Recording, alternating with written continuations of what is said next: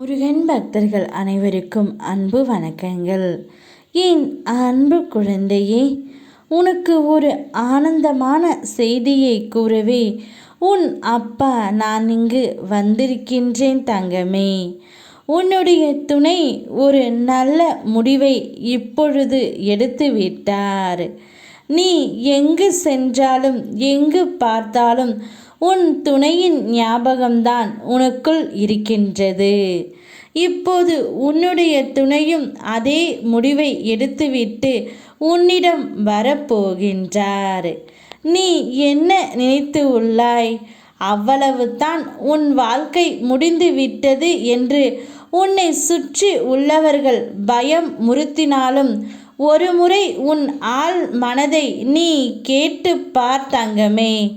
உன்னால் முடியும் என்ற சிறு நம்பிக்கையை அது உனக்கு கொடுத்தாலும் போதும். உன்னால் நிச்சயமாக மீண்டு வர முடியும். உன் மனதில் இதுவரை மற்றவரின் ஆதிக்கம் இருந்தது. இனி உன்னுடைய ஆதிக்கமே இருக்கப் போகின்றது. உன்னுடைய வாழ்க்கையை மேலே கொண்டு வர ஒரு சிறு துரும்பாக கிடைக்கும். ஒரு உதவியோ துணையோ ஆறுதலோ நம்பிக்கையோ உன்னை மேலே கொண்டு வந்துவிடும் தங்கமே. தனி ஒருவனாக இருந்தாலும் தன்னம்பிக்கை கொண்டு நீ ஜெயித்து வருவாய். இது சத்தியமாகும். இப்பொழுது உன்னுடைய துணை இவை அனைத்தையும் உன்னோடு சேர்ந்து வாழ வேண்டும் என்று முடிவு எடுத்து விட்டார் தங்கமே. இத்தனை நாட்களாக நான் தனிமரமாய் இருந்து விட்டேன். இனி அவ்வாறு இருக்க என் மனம் விரும்பவில்லை. நான் சாதனை செய்வது என்னுடைய துணையுடன் மட்டும்தான் என்று உன்னுடைய துணை ஒரு நல்ல முடிவை எடுத்துவிட்டு தான் வருகின்றார்.